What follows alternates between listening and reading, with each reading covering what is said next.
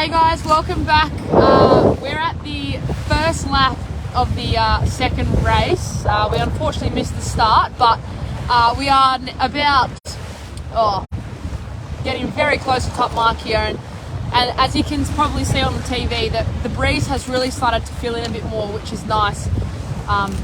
Couple of the heavier boys are probably liking it a little bit more. It was quite light there before. You can sort of see the change in boat setups now. People are starting to crank on a few more backstays, etc. So it's probably a 10 to 12 knot sea breeze now, which is really nice for these types of sports boats. So we're coming top mark. It is Will Sargent again in the lead. No surprises there. He's sailing absolutely beautifully. His team is obviously in great sync with each other after coming back from the Worlds not long ago. They do have a new crew member on board actually at the moment. I do know that. Jane will... Paige Caldecott, who's also a laser sailor from Interstate, so she's part of the Australian Sailors Sailing Futures program. Yeah, so I'm sure Sarge and Paige have done quite a fair bit of racing against each other through the laser radials Olympic class, and now they find themselves racing together. So what a great young boat they have, and as I said before, it's wonderful to see the young youth come through, and they've got such skill with them, which is really good to see from a Hobart point of view as well. So we've got, from the leading point of view, we've got, as I said, Will Sargent, Steve Catchbolt there in second. Steve's always up and around the front, pressing those boys up the front as well. So he's doing a great job again. We've got in third place Phil Reid, reigning champion. As I said before, guys, didn't have the greatest first race, but you can never underestimate the quality of a sailor he is, and he's proving that in this second race at the moment. Then we've got Sludgy Cooper, then Brett Cooper. As Jane said, no relation. He is sneaking up upon those top two boats there. Nick Rogers, looks like we've got Willie Smith, and Matt Bugg has come back out to join us, which is great. Buggy, of course, is a well-known sailor here in Tasmania and in Australia through the Olympic class in his boat. He's got an incredible setup on the SB20. It really is quite amazing to see what he does with that. We've got the Hutchins boats going down there, and Fraser coming across here. Cook Your Own Dinner is having a couple troubles here. I'm not actually sure what's happened. They might be having a couple issues with their kite, or they have hit the mark, so they might be doing a 360. As we saw before, guys, in the first race, it's quite can be quite easy to catch back up. So I wouldn't stress about those guys there. As Charlie Connor goes to pull up that kite, having a couple of troubles. It's actually caught between the shredders, unfortunately, but up she goes, and they're an absolute nightmare when they fill up with water, as most of we all know. They get a bit of a tangle. It's quite disheartening. From a weather point of view, as I said before, it was a nice probably 10 to 12 knots. Now it's just died down just a little bit. Hopefully we'll see the weather, or the wind, pick up a little bit more and provide us with yet again another great sail. So they will go off left hand side and try and get a left hand shift as we work our way down to the front leading pack. Majority of the boats have gone to this right hand side of the course.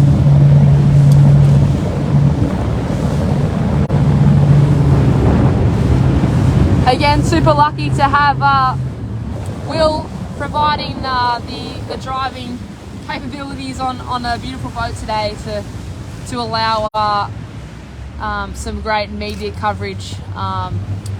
Always of the likage of Jane Austen. She does an incredible job through the SB20 Australian Facebook page and media. Very much goes unnoticed, but we all should thank Jane for her amazing work, and Will, of course, for his voluntary expertise driving skills, as he'd probably like to say. We just finds it quite fun, I think. So as we talk back to the sailing, again, as I said, majority of the boats heading across the right hand side of the course, heading down to the gates at the bottom. Still in the lead was Sargent, but Sludgy Cooper, Brett Cooper, they have all snuck up on him a little bit here. So if we can try and probably get down a little bit closer to have a look at the front boats, would be great, which I think we will if we can.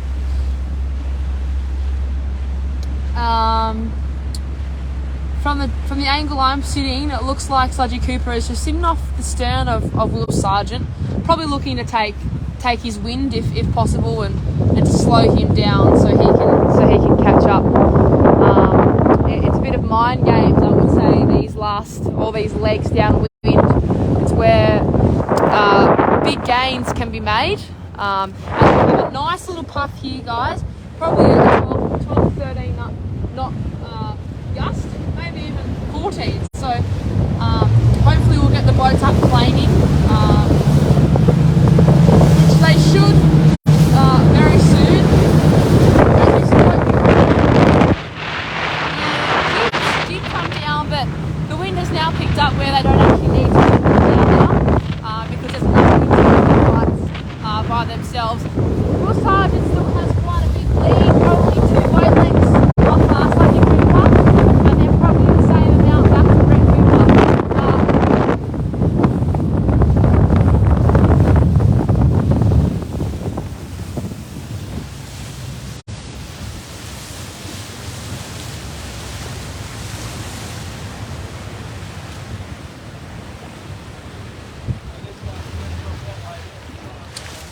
As we can see there, Sarge has actually got the boat up and planing. As I said before, incredible sailor, fast boat, handles the boat well, and obviously a great crew to go with him. Sludgy Cooper will be up on the plane very soon as well, trying to catch up onto him, and the rest of the boats will be trying to do the same thing.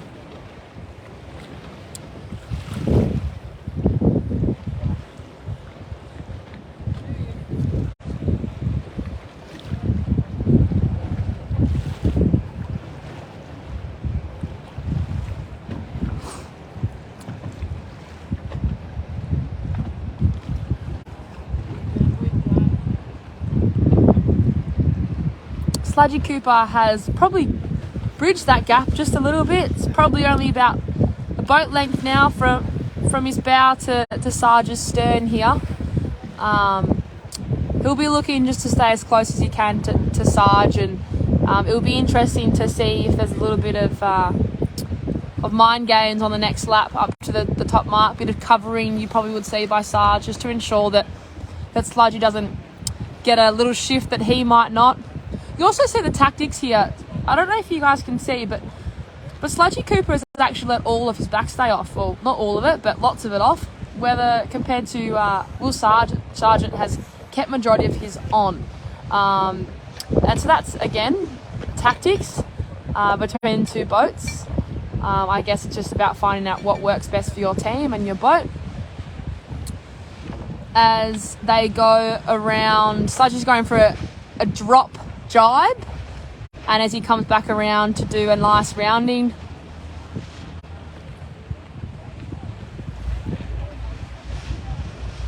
lovely Jenny Craig rounding there. Those sailors out there, especially dinghy sailors, should know what I mean with the Jenny Craig rounding, as Brett Cooper actually sneaks inside Sludge. Sludgy's having a couple issues with his kite, actually bring that down. But you see Will Sargent there, probably 4 boat lengths back to Brett Cooper now. There we go. He's finally got it down now. He'll probably look to chuck in a tap relatively soon.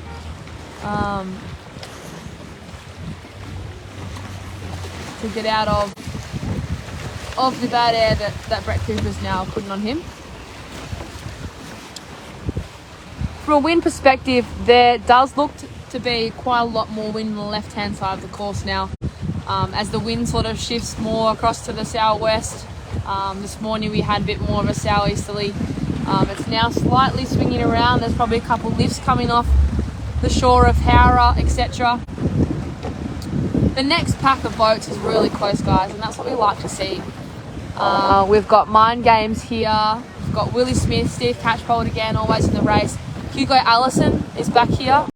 2 Hutchins boats sailing very well. They will look to go out and to find those shifts that will work best for their boat and try and pick a few boats up.